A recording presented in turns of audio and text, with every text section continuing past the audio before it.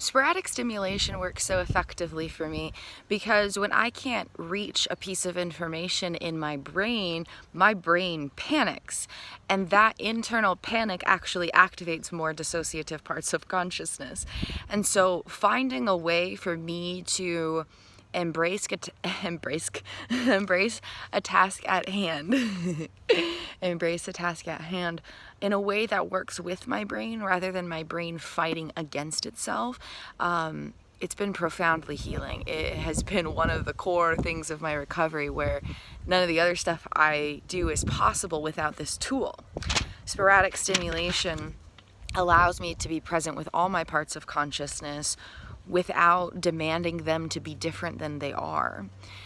When I use sporadic stimulation, I have things that would address all parts. I might have a notebook for the normal life self and like tactile stimming for the dissociative parts. I might have a book to read for the normal life self and highlighters and colored pens and Pookie Bear nearby to pet to help ground us for parts. I might have different places set up, and anytime I get bored and frustrated sitting in one working on something, I shift to the other place. And so by moving my whatever I'm doing, like adjusting my external application of consciousness, by shifting that as I observe shifts of internal states of consciousness, I'm sustaining or maintaining or establishing a sense of presence with my consciousness, even though it's operating from a dissociative place of unconscious fragmentation. And normally when that unconscious fragmentation occurs, the ability to observe and stay present and have a sense of self that is observing the activity of parts, it shuts down. That portion of the brain shuts down. And so sporadic stimulation helps me re-engage my prefrontal cortex as it goes offline. If I suddenly get frustrated about something, my body is not just saying, oh, this moment right here has an ounce of frustration. That's not the unconscious operations of my inner being based on my neurobiology and my psychology, but honestly more so my neurobiology. Yeah, I know, right? Psychology doesn't explain my existence. I know, right? Like, yeah, suddenly you just have like a bunch of people hanging out in your head because times got tough. Like, that doesn't explain this. Nice try, psychology, but you didn't quite make the cut. Didn't quite explain a dissociative identity by satisfactory, effective means that can be applied to my healing journey. And so when I'm working on something, I'm not just getting frustrated in the moment. My emotion of present tense frustration is not processed as a minuscule emotion of present tense frustration because my consciousness is fragmented. The neurobiology of my life experience is fragmented in its automated operations. And so when I get frustrated about something in the moment, I am no longer me, a singular self, an individualized, distinguished sense of self, having a present moment experience. Instead, that emotion is going through, and the sensation of the emotion is activating the dissociative parts of that exist with unconscious fragmentation. And so when I'm frustrated, I'm no longer experiencing a present tense feeling of frustration. Instead, my dissociative parts have been activated, and they're subsequent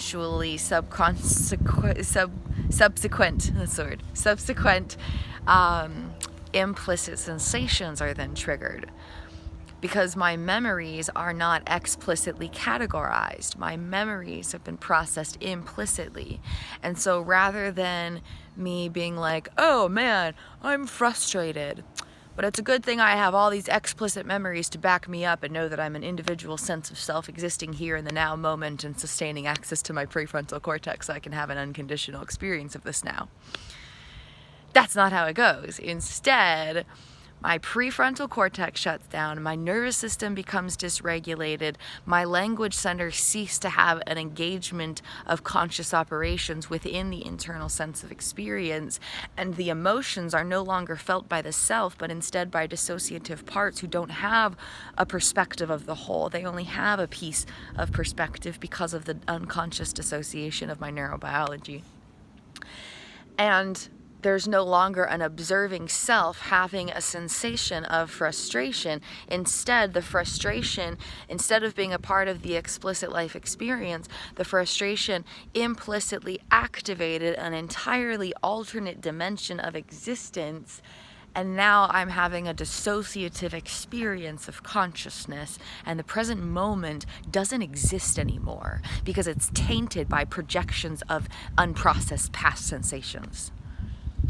But it's all occurring unconsciously, and so I don't know any of this. My brain thinks I'm frustrated right here in this now moment, and my brain explains it to me as such, because my language centers don't have an conscious understanding of these don't have an explicit understanding of these implicit right brain sensations, because it's all dissociated in its unconscious operations. And so sporadic stimulation works because when I notice a sensation of frustration, I can take that as a cue of communication from my parts and know that if I don't take action as the observing self, I will no longer have an observing self. Sporadic stimulation works because it helps give the self power when the self has none.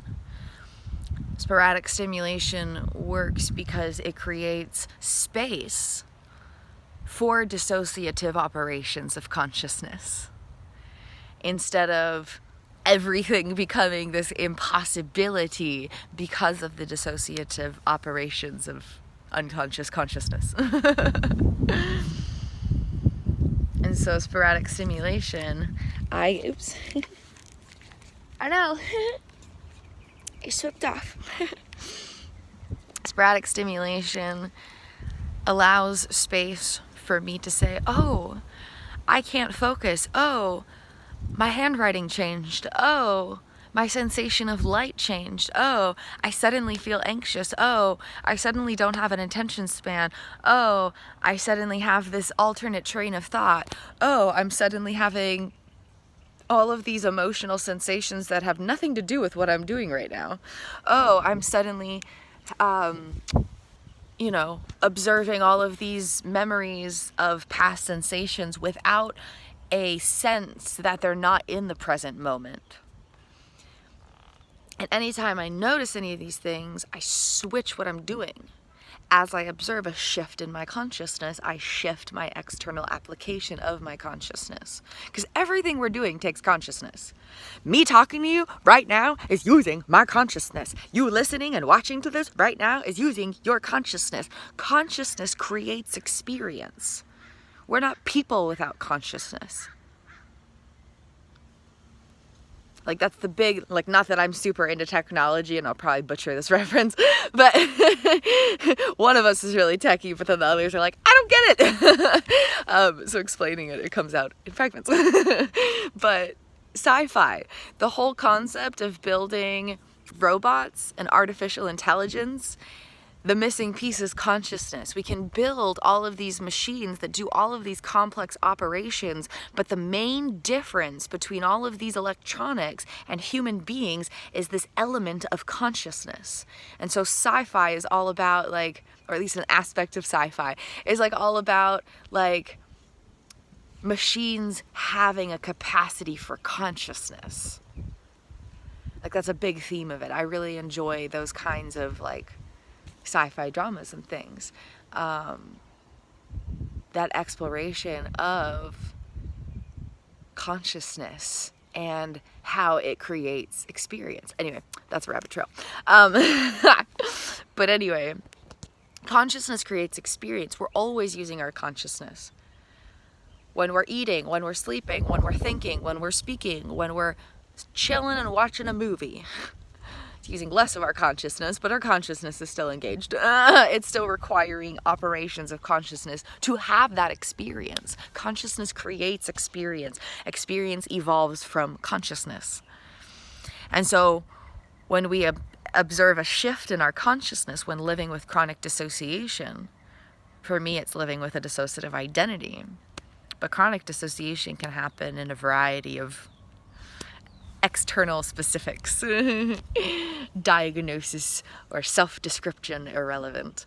And so when we observe a shift internally in our consciousness because we're no longer in that state of flow, that state of I'm flowing with my operations of consciousness, then we can shift what we're doing, shift our application of consciousness, and therefore stay within our presence of consciousness.